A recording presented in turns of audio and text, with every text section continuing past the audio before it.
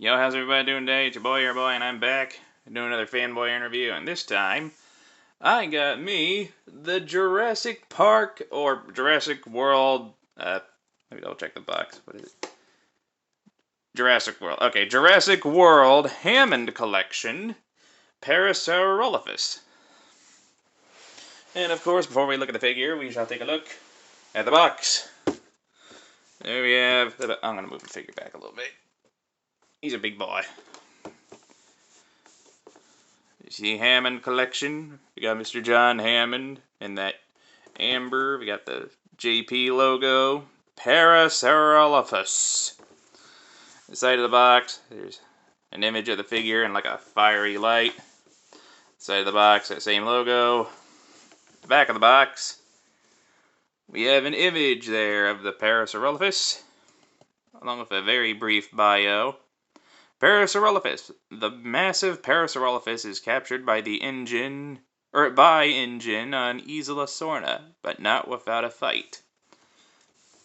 And it was seen in The Lost World Jurassic Park. It was seen in just about all the movies, I think, but the most popular scenes were in that with that dinosaur were in that movie. Top of the box, bottom of the box, and that's it for the box.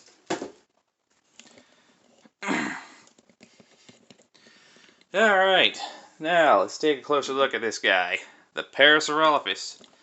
Not the most popular herbivorous dinosaur, but it's up there. It's a well-known dinosaur.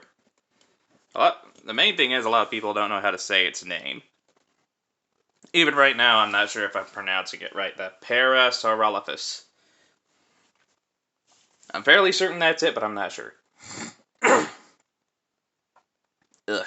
Anyway, take a good close look here at the details, and you can see, I'm going to turn the light on, make it just a little easier.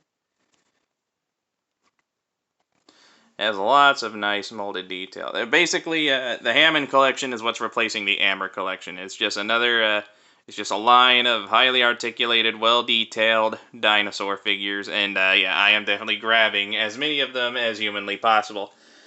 Because the Parasaurolophus isn't even one of my favorites, and this guy still looks amazing to me. He's a very fine addition to my dinosaurs. You can see he's covered in lots of very nice paint. Like, you got some nice brown here for the head crest and the beak.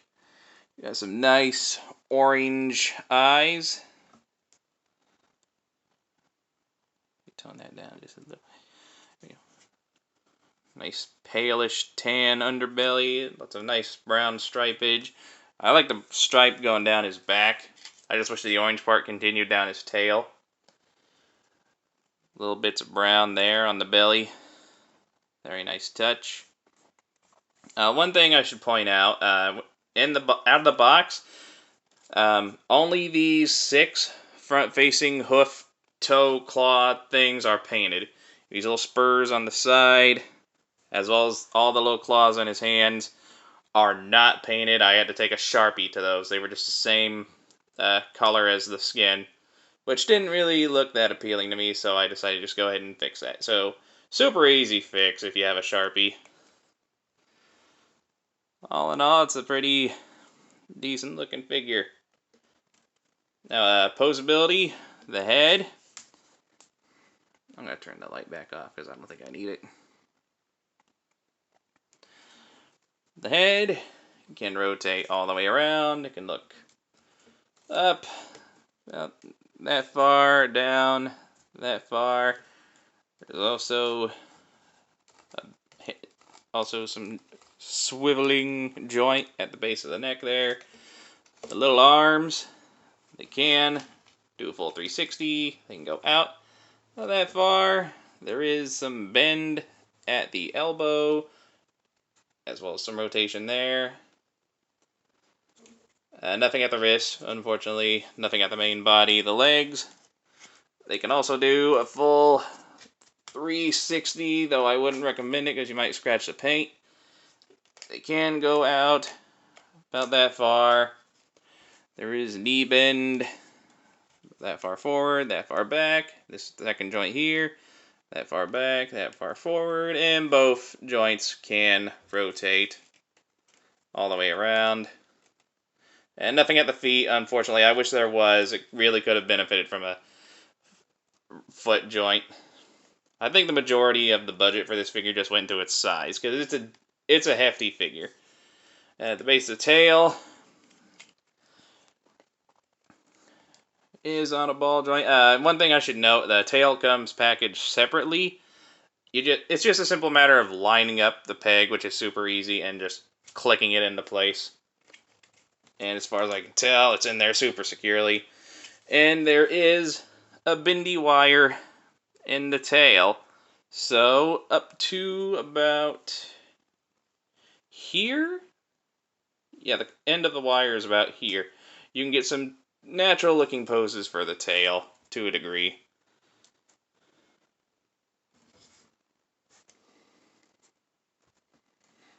Me, I'm just gonna maybe leave it at like a slight bend. Just, if I have it perfectly straight, it won't seem natural. Too much, it will look too much of a bend. It'll just look off. Just like a slight bend there at the end of the tail. Make it look somewhat, maybe an upward bend.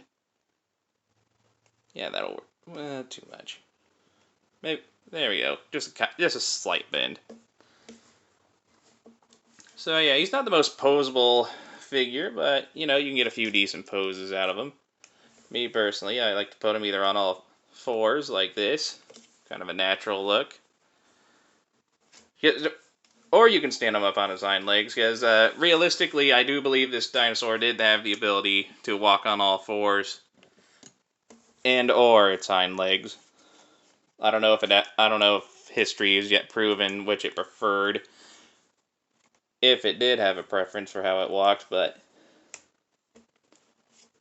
you have options. It can be a little tricky getting him to stand on his hind legs alone, simply because the front half is like super heavy, but it is doable. It's just a matter of figuring out the right balance. And I do want this guy on his hind legs for the comparisons, so I'm going to fiddle around with him for half a second. Just to make sure I got it all. Stand up straight. You know what? Hold on. Alright, I think I got it.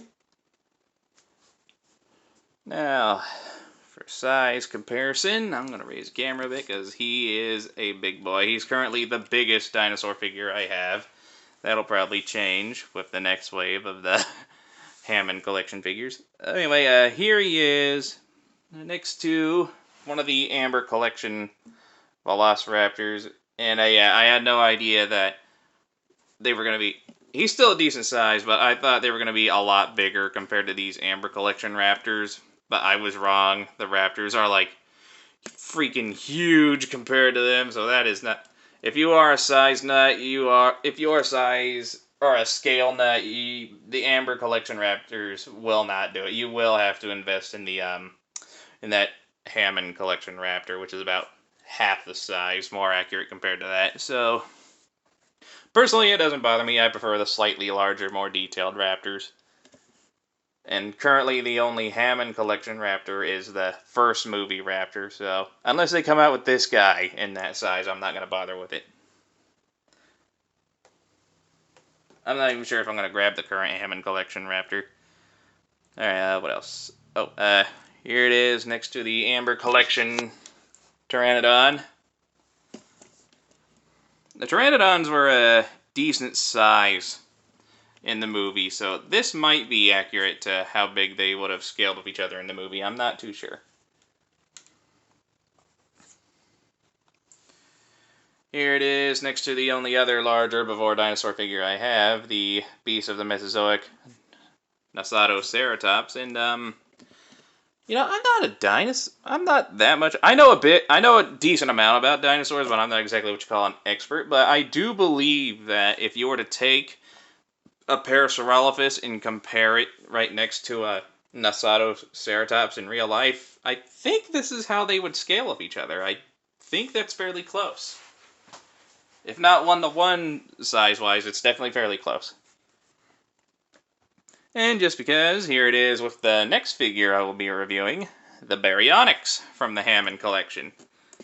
As you can see, the larger herbivore, just slightly bigger than the medium-sized carnivore. And I think that does it for the Hammond collection Parasaurolophus. Now, as he stands, he is approximately, if you stand him up on his hind legs like this in a natural-looking two-legged pose, he stands just a little below 6.5 inches. And lengthwise, from nose to end of tail, he is a little over a foot. And at the time of release, he's going for anywhere between $20 to $30. Do I think he's worth that price point? Yeah, he is definitely worth $20 to $30. He is a very well articulated. It's not the most articulated figure I have, but he's got a decent amount of articulation, a high amount of molded detail and paintwork. I mean, again, you do have to do a small amount yourself. But still, there was a lot of work and love put into this figure, as well as the rest of the Hammond collection line. I am looking forward to the upcoming Gallimimus, Triceratops, Ceratosaurus, and the Tyrannosaurus. I am definitely going to get those when they come out. Well, anyway, this has been the Jurassic World Hammond collection, Parasaurolophus, and I will catch you all in the next video when I look over the Baryonyx. Until then, I'll see you all around. Bye-bye.